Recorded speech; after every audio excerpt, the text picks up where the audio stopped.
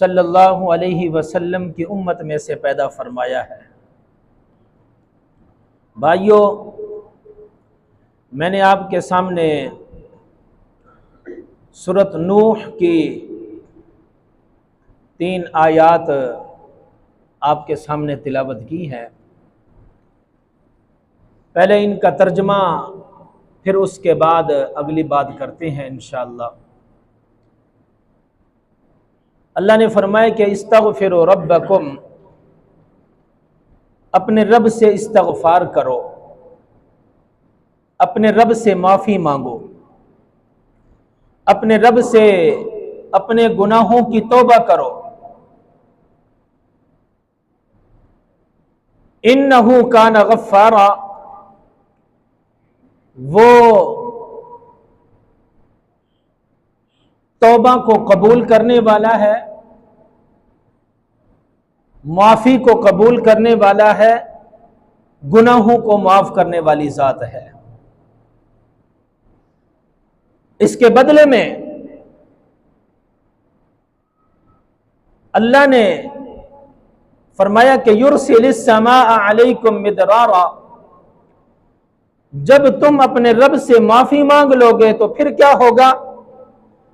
अल्लाह ने फरमाया कि अल्लाह तुम पर आसमान से अपनी रहमत की बारिशें बरसाएगा, रहमत की बारिशें। वयुमदिदकुम बिअमवाल, और तुम्हें माल और दौलत से भी नवाजेगा। वयुमदिदकुम बिअमवाल व बनीन, और तुम्हें औलाद भी अता फरमाएगा, और औलाद में तुम्हें बेटे अता फरमाएगा। वयजअल लकुम जन्नात, और दुनिया के अंदर तुम्हारे लिए बागात, तुम्हारी फसलों को दुरुस्त कर देगा। वयजअल लकुम अनहारा, और आखिरत वाले दिन जन्नत के अंदर तुम्हारे लिए जन्नत के बागात होंगे। भाइयों और दोस्तों, अल्लाह ने इन आयात के अंदर यह बात इरशाद फरमाई है, यानी ईमान और इताअत का रास्ता अपना लो। अल्लाह पर ईमान ले आओ। ईमान लाने के बाद क्या करना है? अल्लाह की इताअत में आ जाओ और अपने गुज़श्ता साबिका गुनाहों से माफी मांग लो। वो आयत है ना, कुल या इबादियल्लज़ीना असरफू अला अनफुसिहिम ला तक़नतू मिर रहमतिल्लाह। मैं बताता हूं इसके बारे में बाद में। जब ये आयत नाजिल हुई ना, बहुत सारे लोग आए अल्लाह के नबी सल्लल्लाहु अलैहि वसल्लम के पास, कहने लगे, अल्लाह के नबी,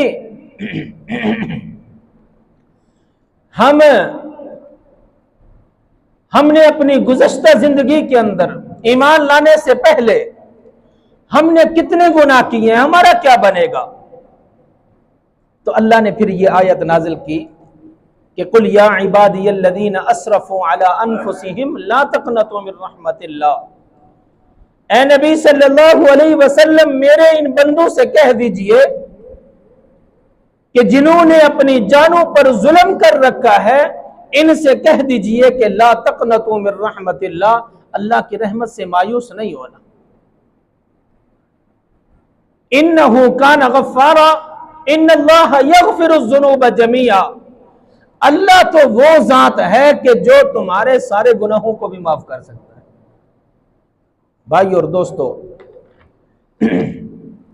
फरमाया कि अपने रब से माफी मांगो, इस्तगफिरू रब्बकुम, अपने रब से माफी मांगो, तौबा करो।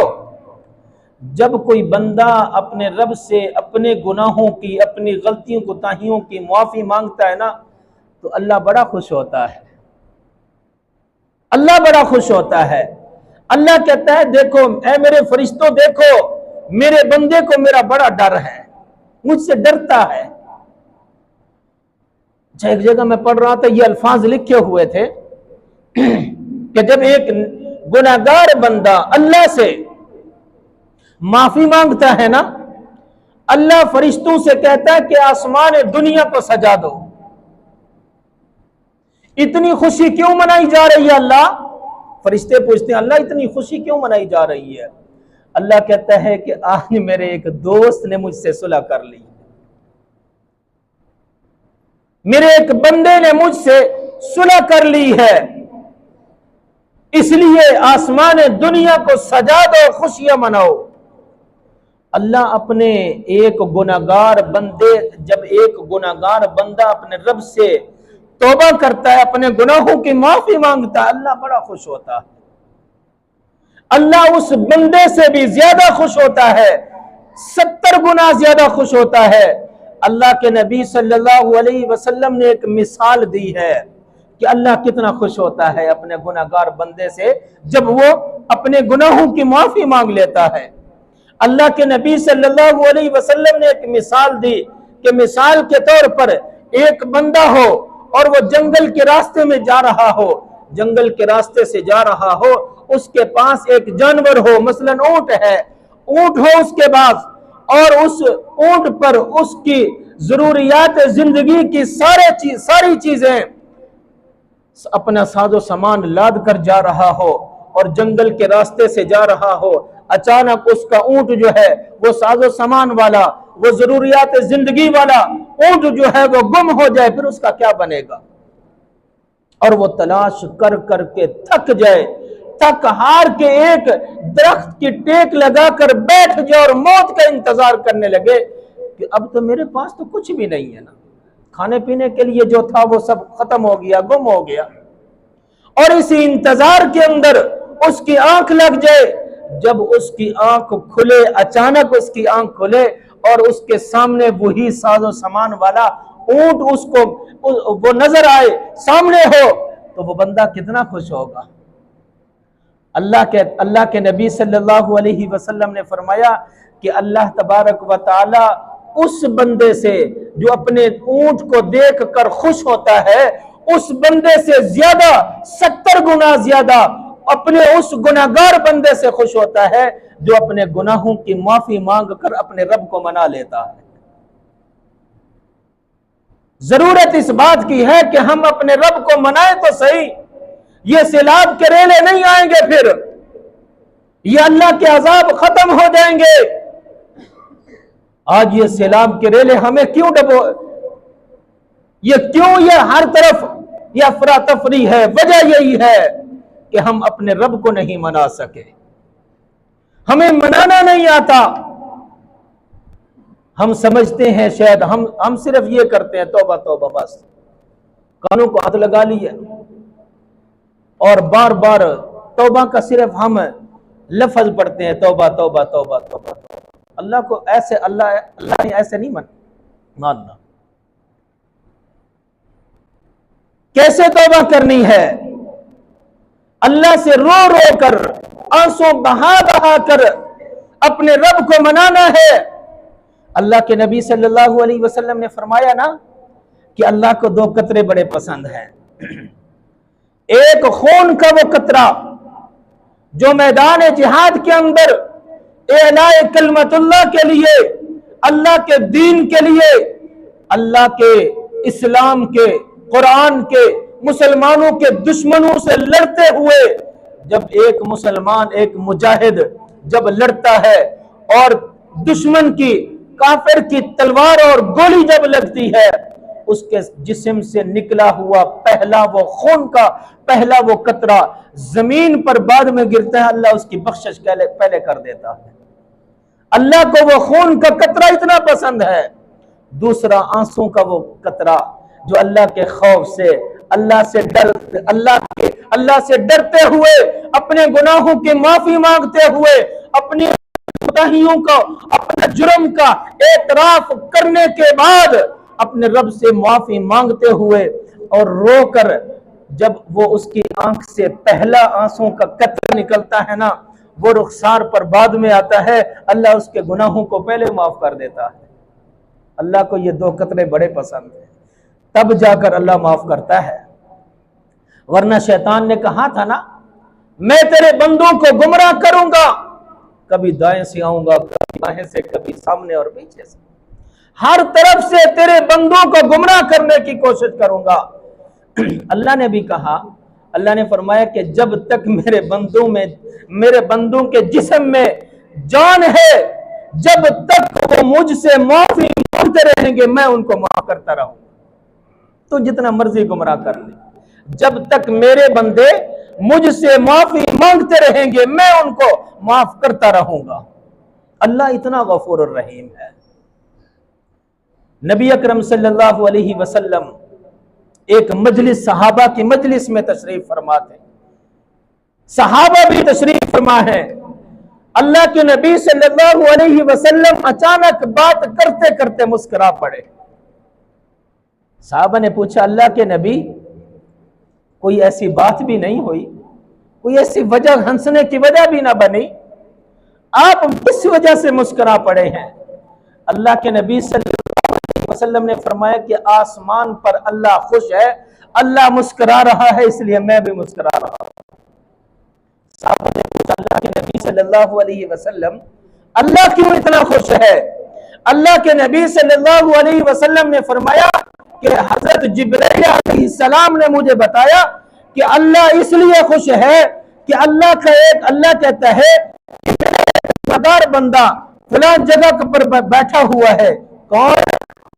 बंदा फलां जगह पर बैठा है और जिद लगा के बैठा हुआ है, अल्लाह मैं यहां बैठा हूं, मैं अपने साथ अपने गुनाहों का ढेर लगा के बैठा हूं।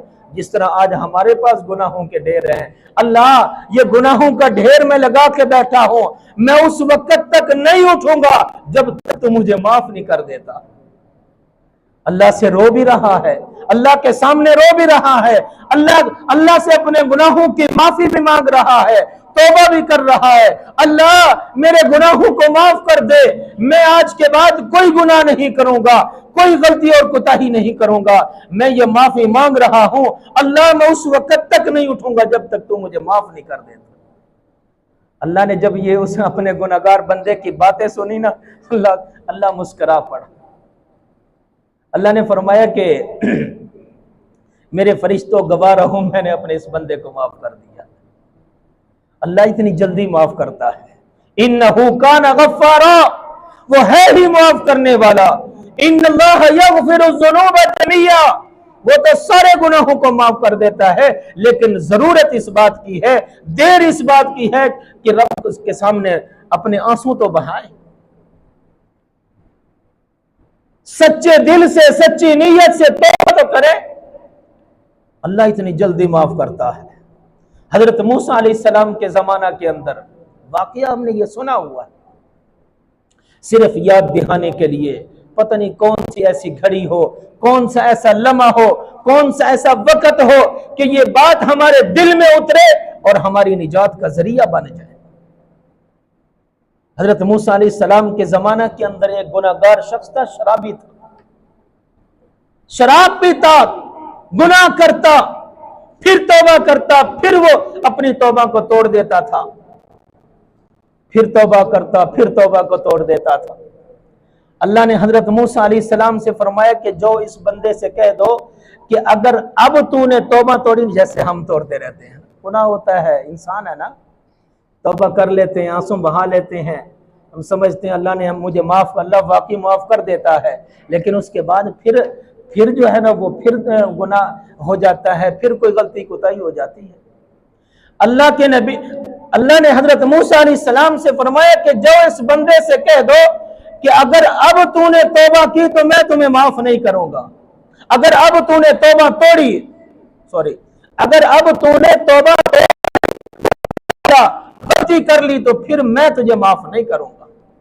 जब उस बंदे ने ये बात सुनी ना, तो वो भागता हुआ दूर जंगल के अंदर बैठ जाता है, वीराने में जाकर बैठ जाता है, अल्लाह को मनाना शुरू कर देता है, रोना शुरू कर देता है, तौबा करना शुरू कर देता है, अपने गुनाह से माफी मांगना शुरू कर देता है।